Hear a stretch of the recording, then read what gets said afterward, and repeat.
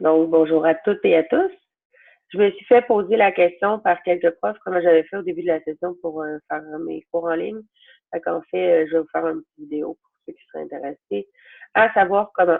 Donc, j'utilise un outil qui s'appelle Zoom et je peux, vous allez voir à l'instant, partager mon écran avec eux. Ça se fait de façon asynchrone, donc j'enregistre une vidéo, puis par la suite, je la mets sur YouTube. Mais ce que je trouve cool en particulier avec cette plateforme-là, c'est qu'en fait, on peut partager notre écran ou juste partager un PowerPoint ou une fenêtre web, ou je pourrais même avoir ce qu'on appelle un whiteboard. Fait que je peux avoir mon visage, pas de visage, c'est pas intéressant. Donc, pour commencer, vous allez sur le site web, je vais vous mettre le lien qui s'appelle en fait Download Center de Zoom et vous téléchargez le client Zoom pour les réunions. Donc, en cliquant ici, automatiquement, il apparaît ici. Et vous suivez la procédure pour l'installer. Par la suite, vous devez vous créer un compte. Donc, je vous suggère d'utiliser bien sûr un compte avec votre adresse courriel la plus souvent utilisée. Et par la suite, une fois que c'est installé, on retrouve cette fameuse boîte-là ici. Dans ce cas-ci, moi, je suis actuellement en réunion, mais je pourrais fermer la réunion puis avoir, en fait, je vais avoir un indicatif, je vais vous le présenter tantôt, là, je vais vous mettre une photo.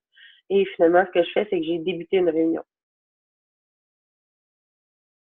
Le concept de Zoom, en fait, c'est que c'est un concept développé pour les entreprises pour faire des réunions en ligne. Par contre, nous, cette version-là est payante. Nous, ce qu'on fait, en fait, c'est qu'on s'auto-fait des réunions. Et par la suite, ce que ça nous permet, c'est d'enregistrer nos réunions qui finalement deviennent des classes. Vous avez donc par la suite cette espèce de petite barre-ci que vous voyez. Moi, habituellement, vous devriez voir une affichette supplémentaire qui dit enregistrer. Donc, pour pouvoir enregistrer la vidéo, enregistrer votre réunion, vous devez cliquer dessus. Donc, moi, dans ce cas-ci, actuellement, c'est déjà parti. Donc, pour cette raison-là, j'ai l'option aussi mettre le partage à pause ou arrêter la vidéo.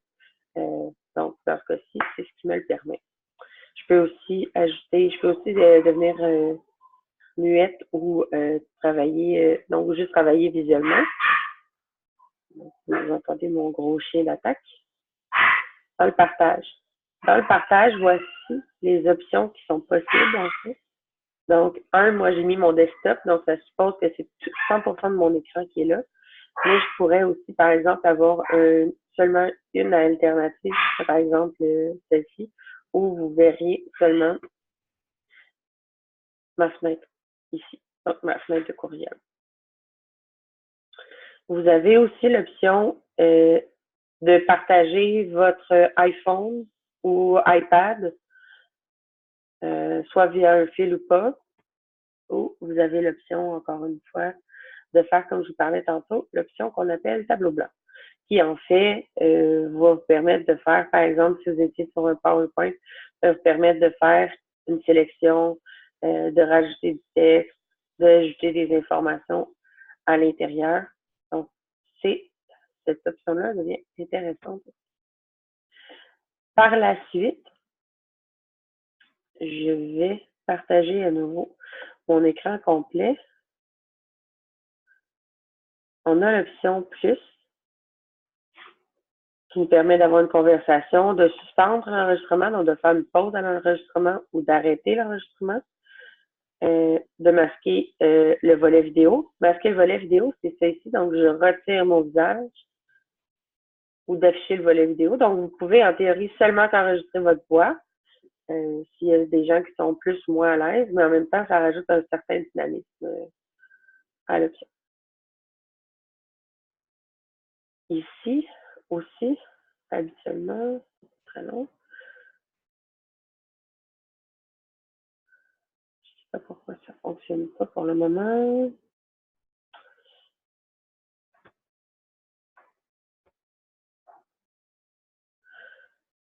il y a une option, là, pour faire exprès parce que je veux vous faire la vidéo. Je le vois pas, mais en fait, il y a une option qui vous permet de, si vous êtes en train de travailler à l'écran puis que vous bougez la souris, ça va, par exemple, garder le focus sur votre PowerPoint, alors que si vous êtes en train de parler, ça va grossir votre image de votre visuel. Je sais pas pourquoi il veut pas.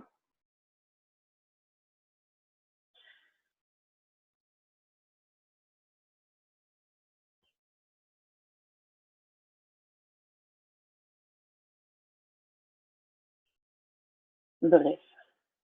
Rendu là, c'est un des c'est pas mal une option. C'est ici.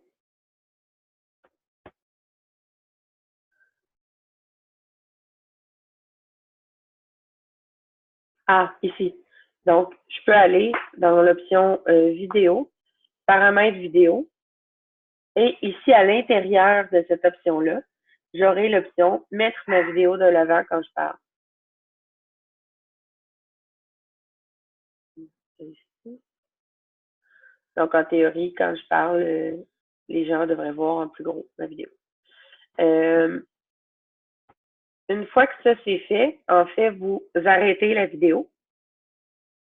Et ce que ça va faire, puis là, c'est important, vous arrêtez la vidéo en premier et en deuxième, vous arrêtez le partage. Ça, c'est important parce que vous ne verrez pas le fichier se créer tant que vous n'avez pas partagé arrêté le partage de la réunion.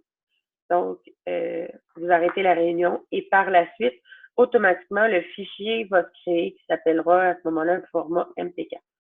Par la suite, vous avez seulement qu'à l'insérer dans un YouTube puis envoyer le lien aux gens. Ça se fait super bien. J'espère que j'ai été assez claire et concise pour que ça vous donne envie de chercher sur ce genre d'informations, sur ce genre de plateforme-là. Ça se fait super bien, inquiétez-vous pas. Si vous avez des questions, vous pouvez toujours me revenir. Bye!